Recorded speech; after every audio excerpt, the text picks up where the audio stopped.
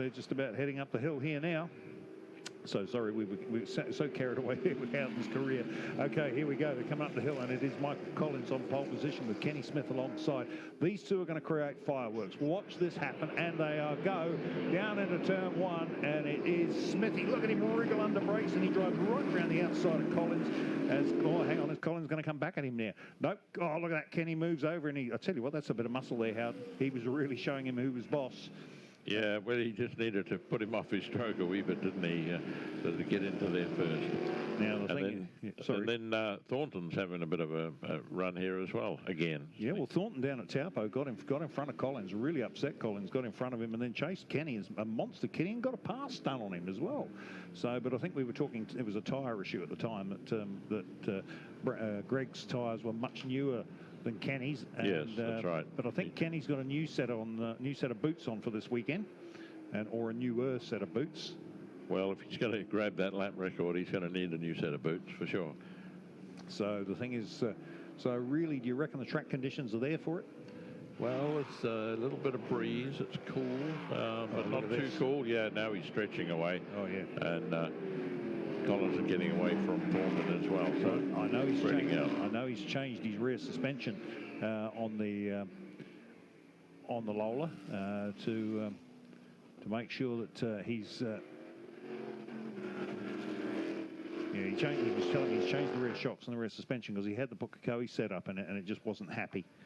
And there's that beautiful BRM 207, the V12 one. And as the race gets in, we'll grab a quick couple of words with you on that car. So that was Larrick and Larry drove that one.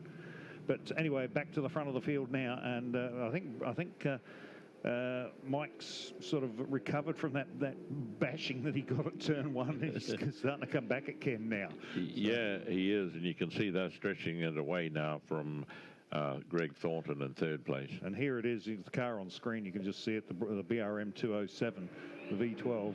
Can across the line, okay.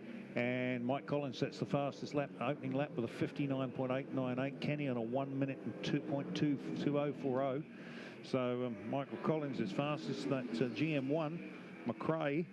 And of course, they're quite a light car, those. They've both got the same power plant behind them. But Michael's got less weight to push than Kenny has, although probably the difference between Michael and Kenny makes up the difference. Well, yeah, there is that. Yeah, the McRae is a slightly better chassis than the Lola for sure. And so out of the hairpin they come, and the Lava Lease Travel Lola T332 heads off down to turn one. There's Kenny sitting in there. And he looks so. When you look at Michael Collins sitting in the McRae behind him, Kenny looks so tiny. Look at it as it comes up the hill here now, and he set the fastest first sector. So let's see where he comes from here. Across the line he comes, and no, still a 1 minute. He hasn't cracked the 59s yet. He'll be getting frustrated. Yeah, so he's 1 point just over, but Collins was slightly quicker the previous lap. Yeah, so Collins is the only one who has gone under the 1 minute mark at this point in time.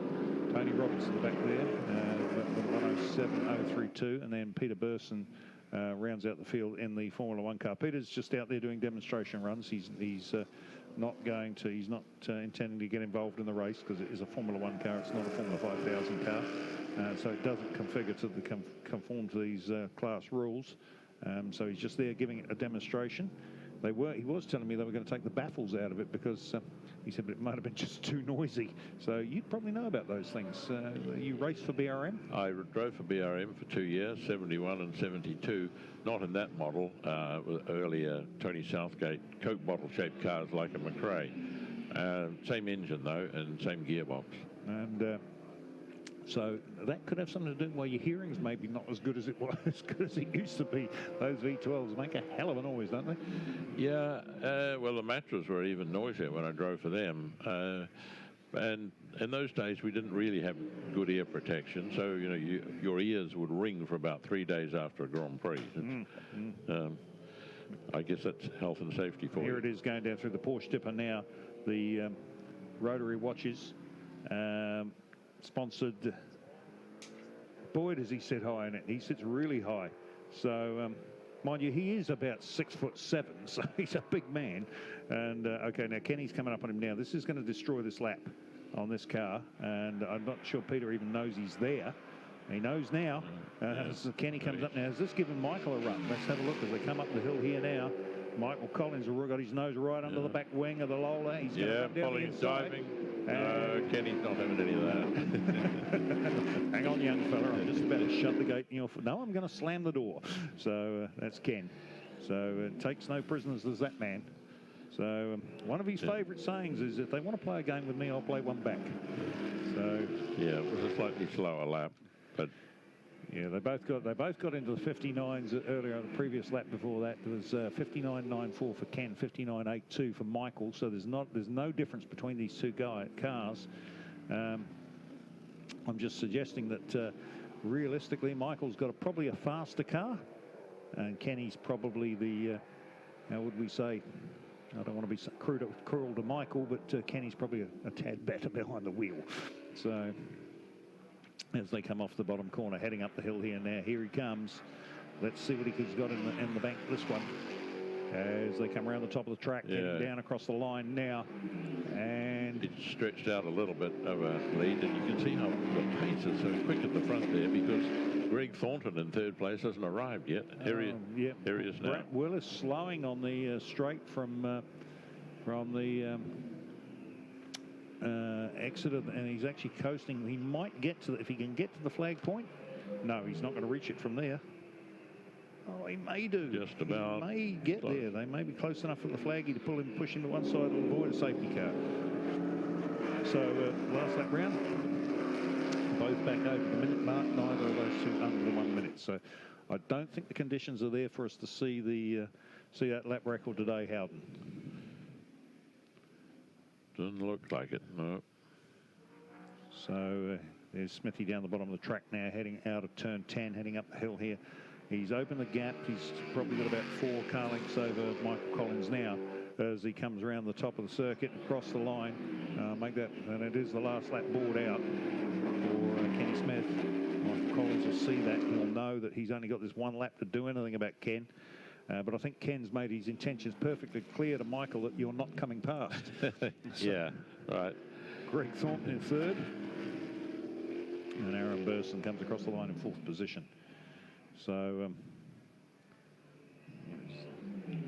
through there they go. And Collins is not done yet. No, he's not.